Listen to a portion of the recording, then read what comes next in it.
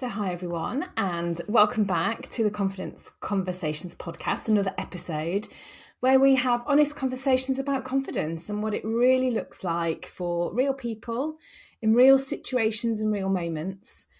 Now, today's episode is one that I'm excited to bring you because we're diving into a topic that affects a lot of us. Whether you run your own business, whether you lead a team, you're trying to maybe find your voice at work, and we're talking about your confidence and marketing. And joining me on this episode is the brilliant Patrick Brownlee-Smith, who's a fractional marketing director, an AI marketing consultant, fascinating topic and topic of the moment, if you like, right now. And what I love about Patrick is he's an all-round straight-talking guy that brings over 25 years of experience helping businesses grow. And actually, I really love his really simple approach to marketing is that, don't overcomplicate it. So for him, it's really simple. Know your audience, understand the problem you solve, and have the confidence to talk to them clearly and specifically. So aside from marketing and confidence, Patrick and I got into so many different confidence topics, from the difference between confidence and arrogance to how gender might shape how we show up with our confidence. We talk about overthinking, one of my favourite topics, as you know, and how we overthink our marketing. We talk about why repetition of particularly your social posts actually isn't boring, that it can actually be brilliant. I mean, who knew, right? We even ended up talking about vulnerability, so authentic vulnerability, and I know they're two words that are bandied around a lot, aren't they? And we talked about the real, authentic kind of vulnerability, not the performative type that we see on social media. And that being human in your marketing is actually what helps people connect with you. There's probably a bit of a balance to be had there as well.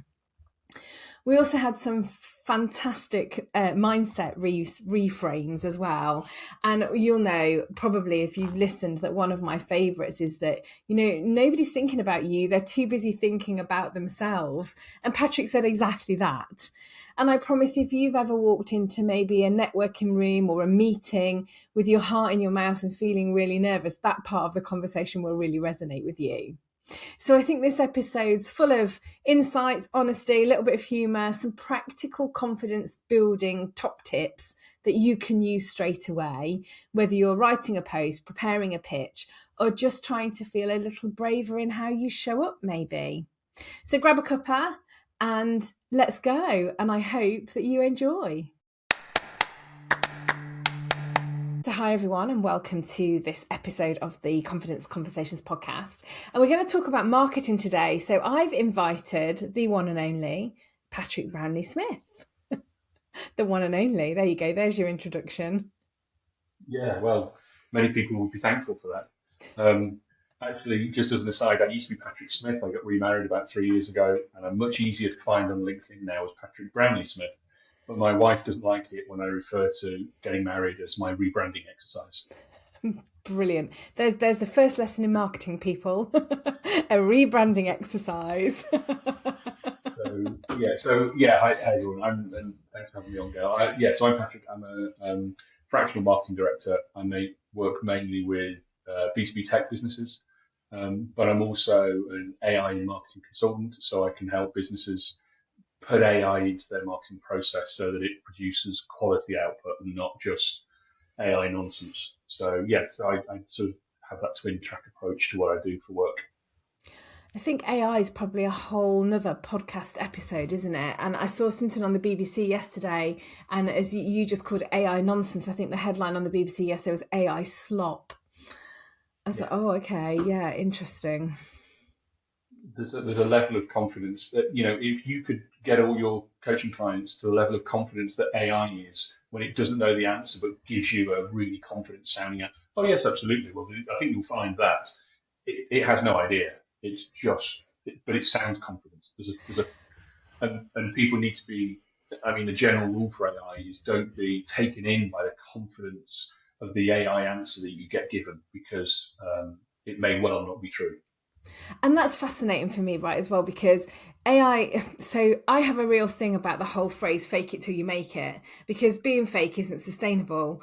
And there's an element for me that if you reframe that slightly to kind of act as if, and I think that's exactly Yeah. what AI does, isn't it? It acts as if it is really confident. So there is a slight lesson in that, but I think a lot of people now that are using AI, using it, I mean, maybe in small businesses like me, we're maybe using it to spark ideas. That's how I'm certainly using it, to give me ideas, to upload things, to give me drafts of posts. I never just copy and paste anything that it gives me. I add my own slant to it, or my own, I'm literally using it when I'm sat in my office. I've maybe not spoken to anybody all day and I just need that spark of inspiration. That's how I'm using it. But I know there's been some things I've just thought, oh, I'm just going to ask AI about that, ChatGPT, Copilot, whatever it is. And then they go, really? Is that real? But the worry for me, I suppose, we've gone off down a completely different track here, is that there's a generation that only know AI, right? So whereas we might, we're a little bit older and wiser, Patrick, I think, and I think we would fact check stuff, right? But Gail, our parents were having this very same conversation about us only knowing Google. And they would say, come on, back in my day, we had the encyclopedia on the wall and we would pull that out.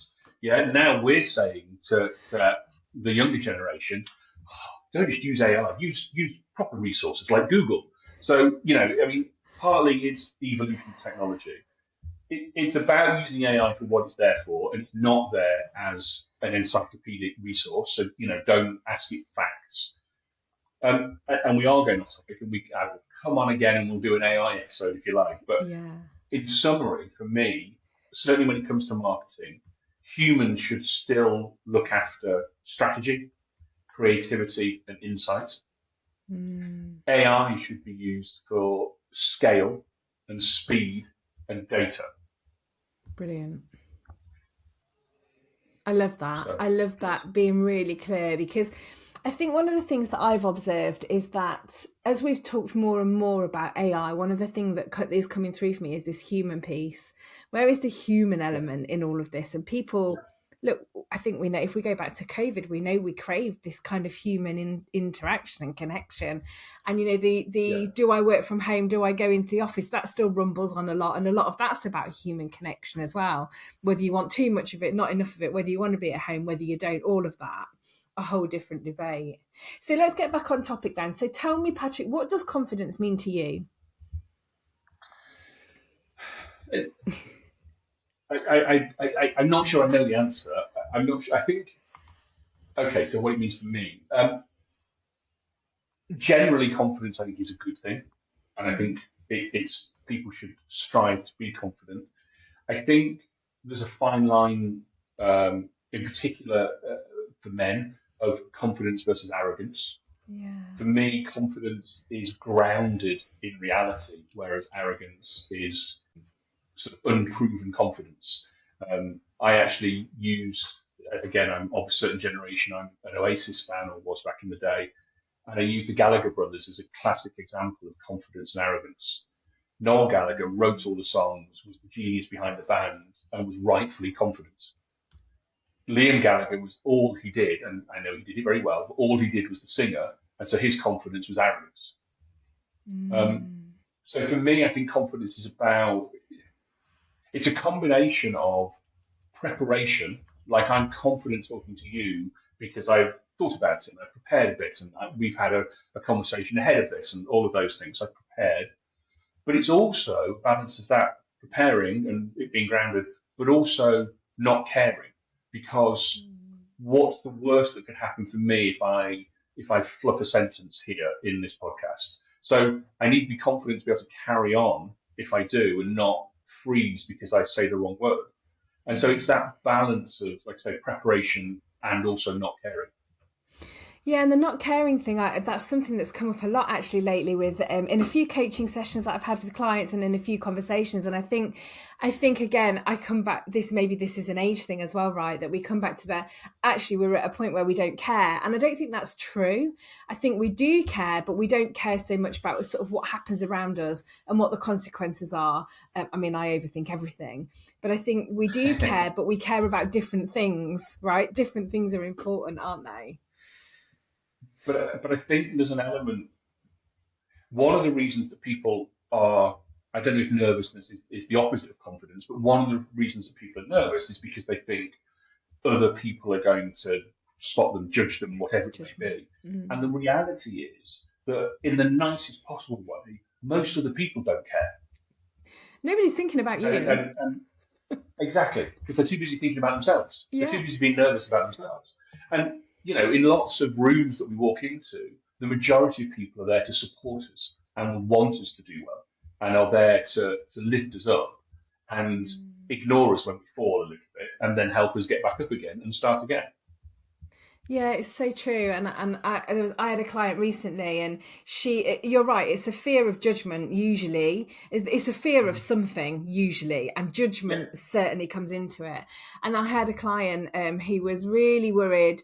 In fact, I think there's a bit of imposter syndrome going on for her, particularly in meetings and that kind of thing. And I sort of said to her in a comment, you know, nobody's thinking about you. They're all thinking about themselves. And she said, oh, it was that moment that you said that just made me realize that actually, if I just had a different perspective when I went into a meeting or something, that I've got something valuable to add, and that actually they're not going to walk away thinking about me because they're going to be thinking about them. That was the bit that made the whole difference. I think I did 3 sessions with her. So it's just sometimes that small thing, isn't it? There's something else you said that I really want to explore, and this is completely off what we talked about, but kind of in the vein. And you talked about this fine line between confidence and arrogance. And I think you said, you know, especially for men. And I'm really interested in kind of how you think maybe confidence differs between men and women. There's a classic story, isn't there, about the job ad? I don't know if you use it. You know, there are 12 points listed on the job ad. You must be able to do these. And a bloke reads them and says, well, I can do 2 of those. I'll apply for the job. And a woman reads them and says, oh, there are 2 of those I can't do, so I better not apply. Yeah.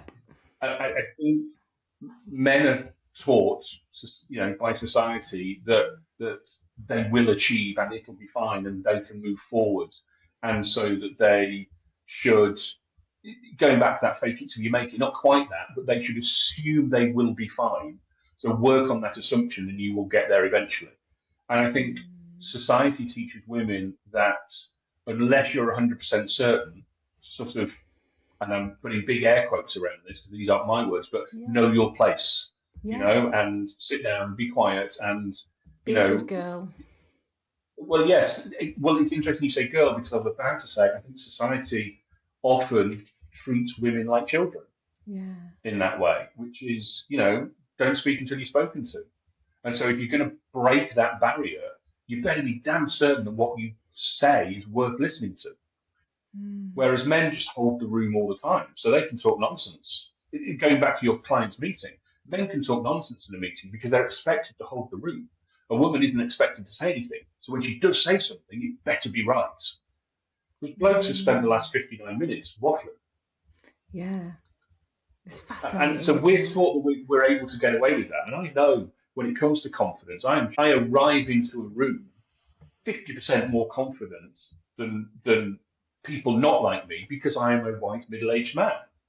And that alone, people assume a level of ability, they assume a level of competence, which automatically gives me confidence. People will defer. If I speak in a networking room, most people will automatically, even if they don't agree with me, will defer to me and let me speak. Yeah. So that gives me confidence. Yeah, it's fascinating, isn't it? The difference, because however much work we do and however hard we try, because I think there's this piece as well around, you know, when Oh, and we're being really generalist here, aren't they? Because there are some great men that surround me, including yourself, that are supportive and champion women and all of that kind of thing. But there is still this perception, I think, around, oh, he's really confident, he's really strong, he gets stuff done. Well, she's a bit bossy. Oh, she's a bit like, oh, she's a bit too much. Yeah. Well, actually, do you know what? I don't mind being too much, because if I'm too much, that means that I'm getting noticed. And yeah, I am a lot, and that's fine. But I probably have to work twice as hard as you do in that room sometimes to be heard, because there is things with me where I will go, oh, do you know what? I'm not going to say anything, because actually that person, that man, probably, sometimes a woman, is dominating that room, and I just withdraw. Almost a bit of can't be asked, actually. What's the point?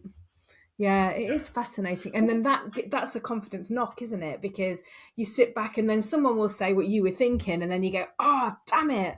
I should have just spoken. There's that word. Should have just spoken out. Yeah. Yeah, I mean, and marketing's a classic sector, a classic career where there are lots of people in junior marketing roles who are women, and the majority of people in senior marketing roles are men. It is that kind of career. But teaching's another one classically. That men rise to the top, and that doesn't mean they're any better. It just means that they're men. And there's some natural career break stuff and having children that affects careers, but it doesn't affect skill set. It doesn't affect ability. Well, no, and actually, men rise to the top and just. Sorry, and actually some of what the research suggests as well, that even though there's this disparity between, there are 12 things on the job, and men have only got 2, and women haven't got the 2. The research also suggests that actually when it comes to actual performance, to actually doing the job, there is no difference. But what will happen is men will go, yeah, let me take that on, I'll figure it out later. Women will go, I need to figure it out now before I take that job. I need to figure out what I'm doing. It's fascinating. So, Patrick, with all that in mind, I'd really love to know, because I overheard a conversation when we were at networking on Friday. It was about confidence, and you saying people naturally assume you're confident. So what do you think people assume about you that you're confident about, that actually has taken you a while to build?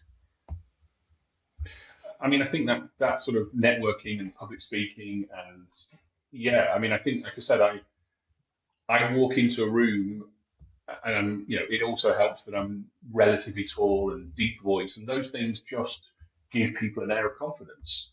And I think I'm not. I mean, I'm the person in the networking, as you said, that went, ooh, they've talked a lot about that. I won't bother.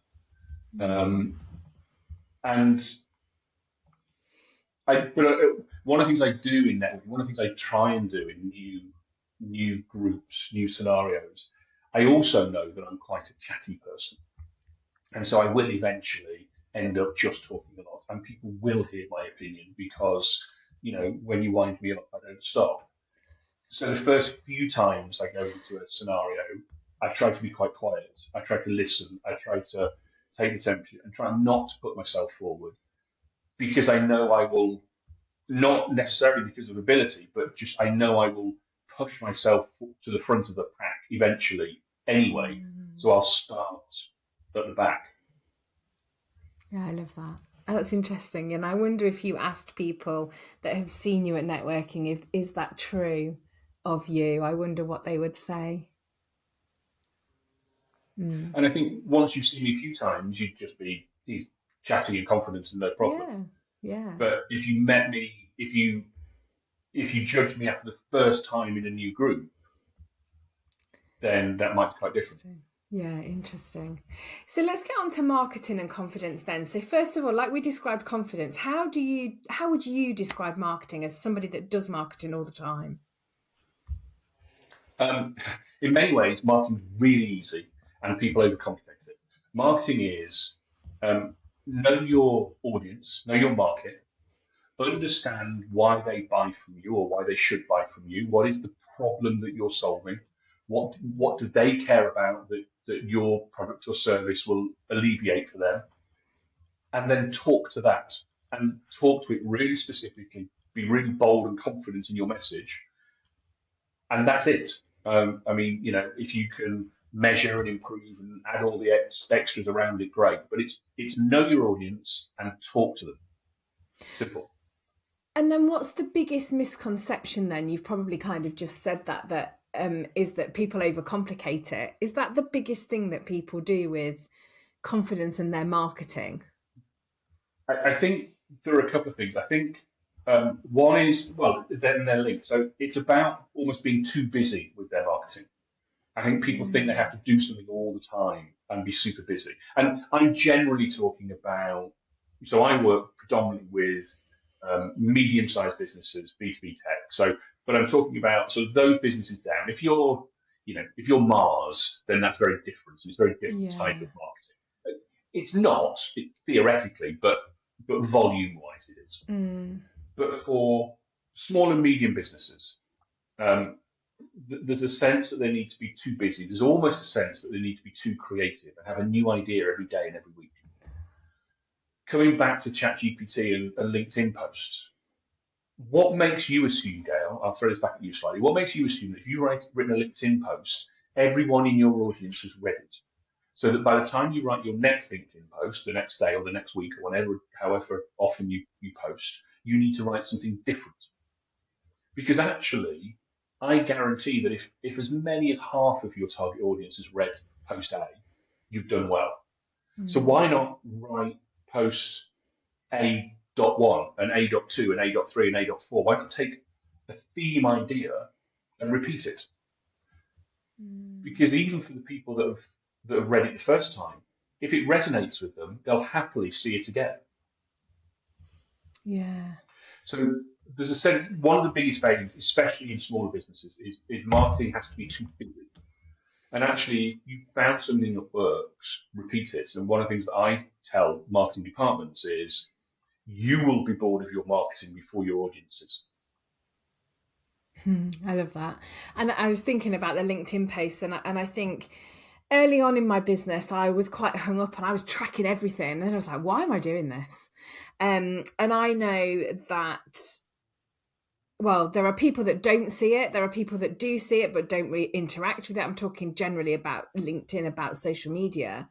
But also I know that where I've reposted stuff that's been really popular, it's done really, really well. And someone will say, and I'll say, that was a post from ages ago.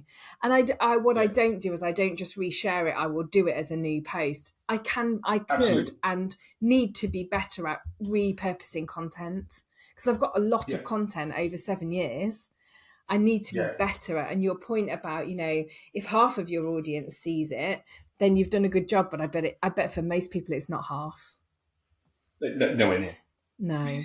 You know, I'm talking to you now, so I can't be on LinkedIn.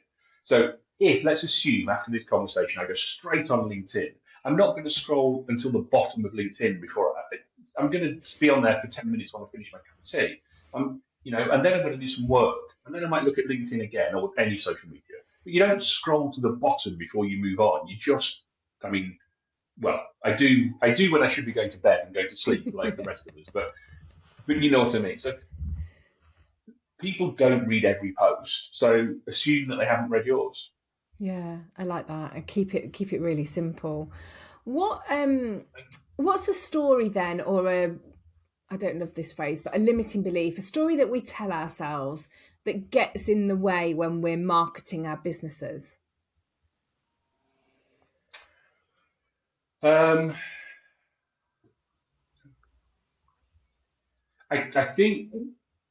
think one of them is that I must talk to everyone.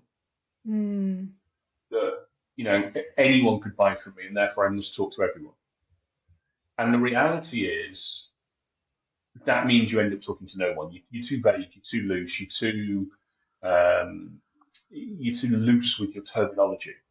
Actually, what you should do is nail who your customer is and talk exclusively to them. And so, you know, I say, look, I'm a 52-year-old man with a beard and glasses living in Chichester. If there's a market, if people talk exactly to me, then 50-year-old men with beards and glasses in Chichester will go, well, yeah, that's close enough to me. I'll listen in. Or people with beards and glasses that live in Bognor will go, yeah, that's close enough to me, I'll listen in. But if you say any man in the south could, I switch off. Yeah. So the more specific you are, the more likely you are that people will choose to join your group. And the vaguer you are, the less likely that people will see anything that resonates with them. And then coming back to our difference between men and women, how do you think that differs in terms of what you've talked about the niching or finding your ideal client, I suppose? How do you think those stories might differ between men and women, or do you think they're the same? So I think the process of the marketing is the same. I think then it's how you choose to talk to them and how the language you use and how your audience frames the problem they have that you're solving. I think those things change. Yeah. And so it's then how you pick up on the killer line that will make them go, oh yeah, they're talking to me. And so it's understanding that it is a big difference. Again, I predominantly do B2B marketing. So the majority of my marketing in that sense is to job titles or job descriptions and is, in theory, gender neutral. There are certain job titles that are still, as we talked about earlier, 90% men or 90% women, or so you can frame the language slightly differently. But in theory, for me, and most of my marketing is to a job title, so it's to a CFO. So we know that they're going to be focused on the finance and they care about the profitability and they'll care about the cost of the product, versus the technical director who cares about what the product can offer and the technical competencies of the product. And again, different people want different things, don't they? Like in everything, they'll all be looking for different scenarios, different solutions, but probably in the same piece of marketing. They'll be looking for different things, from what they're going to get. So I do behavioural profiling. So we use a model called DISC. There's others out there, Insights and that kind of thing. And I will quite often think about, so if I wanted to capture the 4 different styles of the model, if I got a piece of paper and put it into 4, what are the things that I would do for each style? You've got the kind of the maybe the reds, the D styles who will want, what's the impact going to be? They'll want it really sharp, really quick, really brief, done. Then you've kind of got the yellows or the I styles who are quite, how exciting is this going to be? This is, how is this going to keep my interest? How much fun is it going to be? I'm clearly generalizing here. And then you've got the S's, which is me. And I'm going to want to know, how is that going to make me feel? How am I going to feel if I'm going into that? And then, of course, you've then got the C's, sort of the blue people maybe, who like a lot of logic and they want context around it. And sometimes I try and do it like that. That's hard in one kind of post, if you like, or in one marketing campaign, but it just helps to give it a bit of context of, if you do have those 4, and in my business I do, because I work with all different people, sometimes it's quite hard to do that and to think about that. And the thing for me with B2B marketing is that actually what you find is that certain job titles attract usually 1 or 2 of those profiles. So you can pick a tone and a language that's relevant around that profile. But you can go, well, look, if I'm talking to CFOs, then I know that I need to perhaps be a bit more logical and a bit more detail focused. Whereas if I'm talking to the marketing manager, I perhaps need to be a bit softer in my language and a bit more about the results for you and how this makes you feel and your job prospects maybe, or exactly. And so you absorb some of that inherently in some of the sort of B2B marketing work anyway. But Patrick, I think that applies to small businesses like mine as well, where if you have got, because I know, and I could quite say, do you know what? As a coach, I actually could appeal to everybody, because I don't need to know what you do to be a good coach, right? But I've honed in on kind of this confidence piece. And if you looked at my Yes. client profile, it's more women than it is men. I do have a few men on my client list, really high flying, successful men who have the same challenges of women, but it's slightly different. If I'm thinking about my language, it would be different. Same but different in that sense, if that makes any sense. But this comes back to knowing your audience. So yes, when I talk about knowing your audience, and I've talked about job titles because that's who we target for B2B. But what I mean is, I don't mean know your audience from a demographic point of view. What I mean is know your audience from the problem they have. yes, And so you've done it perfectly by talking about confidence. People that are feeling that is their blocker, then you talk to that. That confidence piece is perfect. And it you know, again, it's gender neutral in terms of it's the problem existing. But if your audience is predominantly women, your language can be slightly tweaked towards that. And equally, from a marketing point of view, if you decide that actually you want to suddenly have more male clients, you can just tweak your language and tweak your approach, and you would probably notice a fairly big difference over a period of a campaign. But yeah, and that's really interesting, isn't it? Because that difference in language, and you're right, and there's some language that I use with my female clients that's kind of maybe around the inner critic, you know, and stepping out of your comfort zone. Whereas with the men I work with, it's probably more about confidently communicating and getting your message across, you know, and managing tricky situations and tricky conversations. It's probably more about that. It's fascinating, isn't it? So talk to me then about vulnerability. Right, here's a word. I mean, again, this is probably a whole nother podcast episode about vulnerability, because I think there's a lot of inauthentic vulnerability that rocks up in marketing, if we like, if that's the term, how we're going to bundle everything together. What do you think about vulnerability in marketing? It differs hugely whether we're talking about businesses or sort of individuals or people running their own business.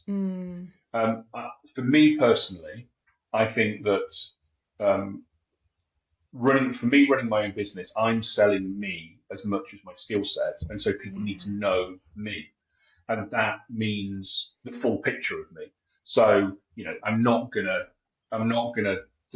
tell you, you know, the childhood traumas I had when I was 5 on LinkedIn, but equally, I'm not going to admit to being this almost robotically perfect person. I think when you're talking about a business, I think it changes slightly, and businesses are expected to be a little bit almost robotically perfect. I think vulnerability is important if it can be done truly authentically, that's the word, but not done for sympathy at the same time. I think that's a really fine line. I think from a business point of view, vulnerability usually appears when you've made a mistake. And if you're a business and you've made a mistake, then generally the marketing approach to that is to get ahead of it, to own it quickly, and to offer a resolution and to be upfront about it. I think for an individual and for sort of, I don't really like the term, but that sort of solopreneur type person running their own business, I think it's about being a rounded person.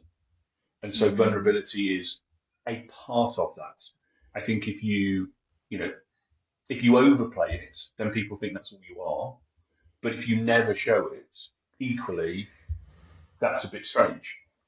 Yeah, it's a balance, isn't it, of what you share and what you don't share. But we're back to this human element, I think, aren't we? Because I would say that my vulnerability comes up a lot in coaching, because you're going into a session, you don't know what that client's going to bring generally.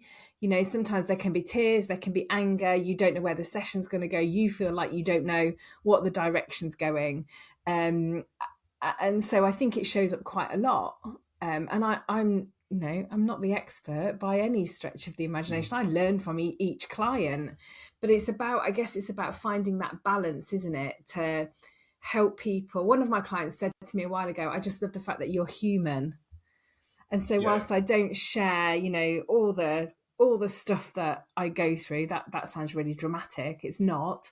There's certain stuff that I just don't share because actually it's nothing to do with anyone else. But there is stuff around the stuff that I talk about in terms of confidence, the work that I've done, the stuff that I do around my inner critic who's called Betty. I manage her daily. I said to you, I'm an overthinker. If overthinking was an Olympic sport, everyone else would have a hard battle to be on the top step. I come back to the pulling up your big pants. Those kind of things are all the things that are vulnerable for me because I'm doing the work that my clients are also doing. And there's another element of vulnerable as well, isn't it? Which is making yourself vulnerable by pushing yourself forward and into areas that are going to make you vulnerable. So one of the things for me in marketing is that you should be constantly testing new ideas. You should be willing to make mistakes. You should be, because you don't make a creative breakthrough if you play it safe all the time. So you should be constantly looking and pushing. And one thing you should then do is go, yeah, no, got that wrong, but I'm going to work out why, and we'll get it better next time. Yeah, and actually on one of the other podcasts with Vanda and Emma, she's an NLP master practitioner, and one of her favourite sayings is you either succeed or you learn. So you don't see it as a failure, it either goes really well and you've stepped out of your comfort zone, you've got, oh my God, that worked and it was brilliant, or you go, okay, well that didn't work, so what have I learned for the next time? Which is very much how I treat marketing campaigns. Yeah, well, I think you have to, because I also think as well, when you're in business for yourself, you can't, if you hung around every failure that happened, you'd probably never leave the house because you'd be so worried about what could go wrong rather than actually what could go right. Tell me, I'm really curious to know then about kind of your own vulnerability. So what's something that you've done that's maybe made you wince, that you think, oh, in my marketing, oh, I did that and it was a mistake, but do you know what I learned from it? It's really interesting because I can't really think of anything that nags me forever. And I'm not saying I've never made mistakes. I've made hundreds, I'm sure, and I've made many that I'm probably not fully aware of. Okay, I'll be quite vulnerable. I've remembered one now. There's one I made where I went to Nashville to see a client, and this woman had the US agency fly over as well from Chicago. And me and the two women from the US agency got there the night before and had never met before, but ended up going out for drinks. And I had a few too many drinks. And so the meeting the next morning over breakfast consisted of me staying very quiet, pushing a piece of bacon around my plate, not saying a lot, and having to rush off just before the end of the meeting to be violently ill. I got back from the trip with the client saying that she was happy to stay with the agency as long as I wasn't working on the client anymore. Oh no. And we're all human, right? We've all been there. Yeah, so that was a moment that I am less than proud of. It was several years ago. And there are lots of personal reasons why it was happening. And, I was actually, so there's lots of stuff that was happening at the time. But most of the mistakes I've made, I can, like you say, you it succeeds or you learn. Yeah. And so fortunately, I don't tend to dwell on them. I mean, I can tell that story. I'm not massively proud of it, but I'm not hiding under the table about it either. Yeah, and look, we've all been there, haven't we? Where we've been to had a few too many, been a bit poorly the next day, not presented our best selves, the most confident version of us in a meeting. We've all, I mean, I can think of a few occasions where I can actually think about one occasion where I had to sleep in my car after a night out. It may even have been a Christmas party before I could drive home because I just wasn't Yeah. safe to drive home. Yeah, Yeah. there was a few of those. Tell me what's something that you no longer apologise for in your work or your marketing. Well, sort of the cross between those two, removing people from social media feeds. I don't care if you're my best friend in real life. If your energy it's my feed, and I will curate it however I like. And if I don't want to see you on that feed, if you're too busy moaning about whatever, I'll block you, remove you, delete you, unfollow you, whatever the relevant thing is. I have no complaint from doing that, and I don't care if we're best friends in real life. Yeah, I love that, and I've done a lot of that lately. You know, when you kind of Mm-hmm. you're scrolling through and you see this a post, and then you roll your eyes out loud a little bit, so to speak, and then Yeah, I'm like, yeah, I'm just gonna delete it, and that's hanging on in there. I'm hanging Yeah. on. So tell me then, just before we're going to go on to the quick fire questions, which actually, by the way, haven't been quick fire with anybody, but they're still intriguing. But the last question I want to ask you is, what are 3 things do you think someone could do to build up confidence in their marketing? Um, yeah. Okay, so I mean, I'm partly going to repeat what I said before. Yeah, that's Really, fine. really, really get to know your customer.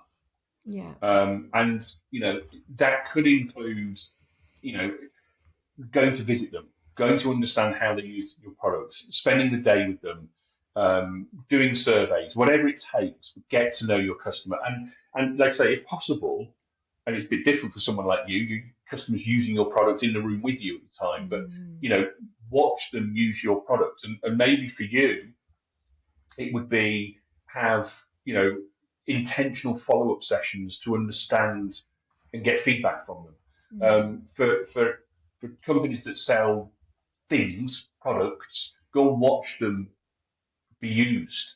9 times out of 10, they'll be used slightly differently than you imagined anyway.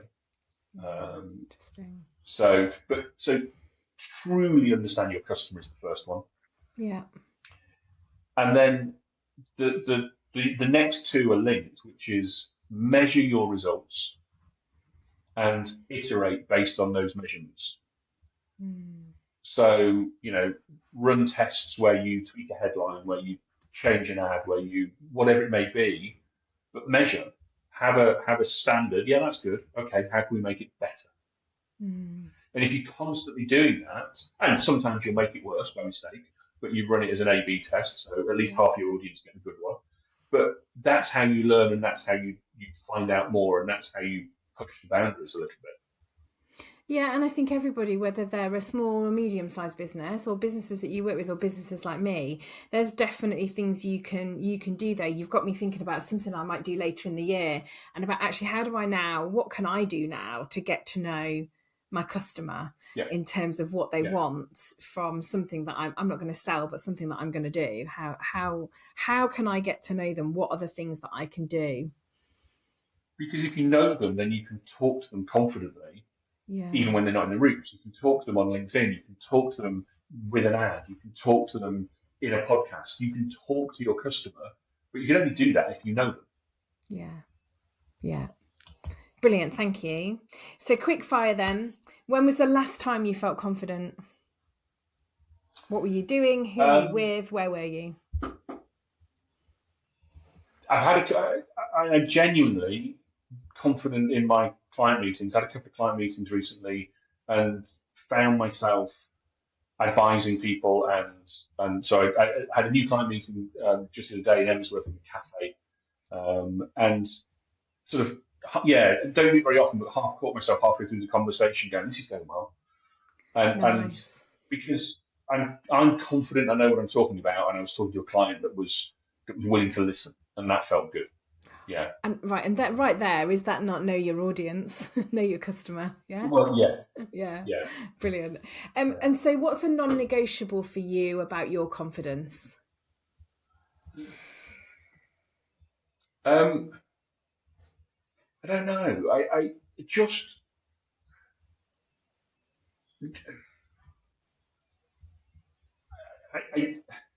It's really hard because it's really tangible, because it just is. And I think I think part of it is just, I suppose, it's just believing it. Confidence almost begets confidence, doesn't it? Yeah. So believe in your confidence, believe in your ability, believe in yourself. Some of that comes back earlier to what I was saying about preparation. That if you've prepared, and I'm not the world's biggest preparer, but I do enough that I can walk into, pretty much any room and go, oh yeah, okay, I know what's happening here. And sometimes that's preparation that I do specifically for this meeting. And sometimes it's because I've had hundreds of these meetings in the past across my career. And so I'm, sort of, I don't know, almost generationally prepared almost, if you know what I mean. Yeah. But it's a combination, I think, of preparation and just believing it. Preparation and knowledge comes up a lot in relation to kind of non-negotiables, actually.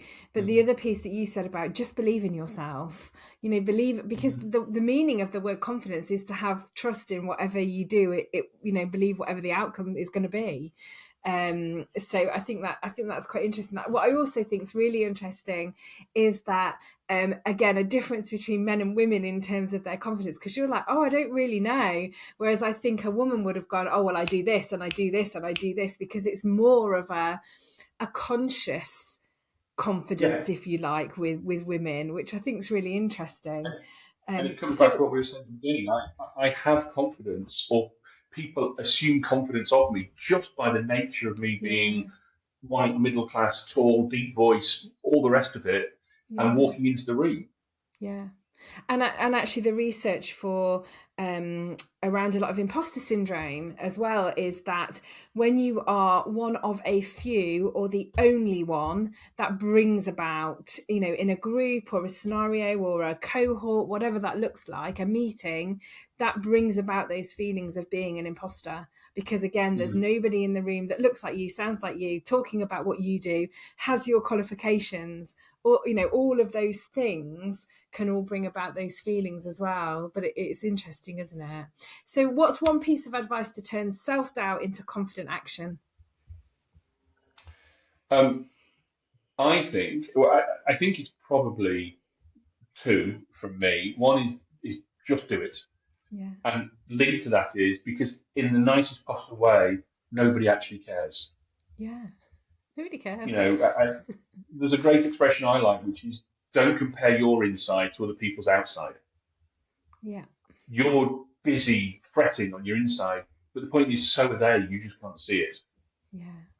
It's so true, isn't it? It's such a reminder that actually nobody's thinking about you. They're just not. No, because they're too busy thinking about themselves. In the same way, you're not thinking about them because you see. So it's the same going around the room. Yeah. Yeah, and I always use the example of networking, right? So we've all been there where we do our pitches, but what I used to call it creeping death when I used to do introductions in training rooms, because as it's heading towards you, you're thinking, oh, I'm in a minute. What am I going to say? Do I know what I'm saying? What am I going to say? What am I going to say? You've not heard anybody that's been before you. You do your bit. You probably feel a bit.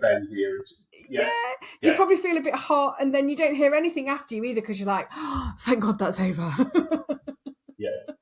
And I sometimes have a bit of that. I'm sometimes like, oh, what do I say now? Which is why I love the Last Friday Club in Chichester, who do the 7-word-ish pitch. It's just brilliant.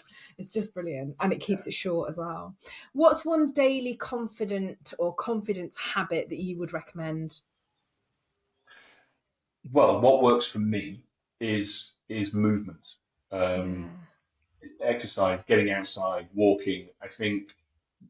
I actually think, and this is again perhaps a whole other podcast, so we shouldn't explore this too much. I know these are meant to be quick fire questions, but I think confidence is quite closely linked to mental health. Yes. Generally, and I think for me, my mental health improves and stays good if I move, and that's a whole variety of forced exercise, planned swimming, whatever, but also just getting outside and walking and being out there and allowing your body to move and your mind to sort of relax and recover. Yeah, and I would totally agree with you. I think there's something I did with Brené Brown and Melissa Haig. She's also been on the podcast. And it's from the book that is completely escapes me now. And it's normally there on my bookshelf, which is why I'm looking down there and I can't see it. Well, There ladies it and is. gentlemen, Gail will put it into the show notes. Are we still on air? It Yeah, is. exactly. It is the gifts of imperfection, and one of those is about moving away from a life of anxiety to a life of to calm and stillness. And I thought about that. And whilst I wouldn't say I'm an anxiety sufferer. Yes, I have anxious feelings about things, probably like a lot of people. But this calm and stillness was really interesting for me, and I realised that my calm and stillness is exactly what you've said. It's going out for a walk. It's making that time to just put my AirPods, whatever they're called, head out into the fields, pick up a coffee, walk back, and then I feel completely different. So this whole calm and stillness doesn't mean rest, does it necessarily? No, and sometimes not even with anything in your ears. It's listening to the birds. It's it's it's absorbing that and letting that control your thoughts and emotions and breathing, and letting the stillness of the world and realize that actually we don't have to run at 1,000 miles an hour. No, They're not. no, no. And often that thing that you've been sat overthinking, procrastinating about, worrying about, that piece of marketing, a post, the minute you step outside and you get walking, it all becomes clearer. Yeah. Which ultimately then gives you more confidence because you're getting clarity. Yeah. Brilliant. Patrick, thank you. It's been a pleasure. No, thank you for having me on. Really, I feel I say this to all my podcast guests, that I feel like we could either carry on talking all day and then people wouldn't listen, or we could absolutely come back and talk about, I'm really interested in the AI and kind of its link to how it might give us confidence in terms of how we use it and use it properly as well. And there's loads of other stuff to explore, but thank you very much. Well, let's book in those 9 other sessions that we 9 other podcast episodes. That'll be my series done then. So thanks. Exactly. Thanks, Patrick, and find us next time on the Confidence Conversations podcast. So that's the end of that episode with Patrick. And I really loved that conversation. I'm sat here reflecting on that, and I genuinely think we could have carried on for hours. And I know I say that about all my guests, but I think there's loads more there that we could explore. So I hope you found that valuable as well as I did as well. And I really love Patrick's really simple approach to marketing.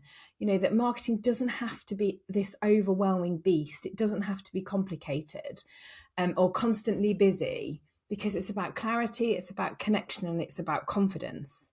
And not the loud, shouty kind of confidence, but the kind that comes from preparation, perspective, and trusting yourself.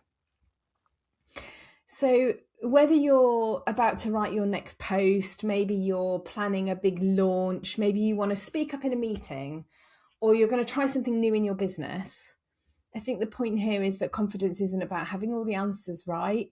It's about showing up in a way that's authentic to you, so that most people aren't judging you, because actually they're just trying to figure this all out for themselves too.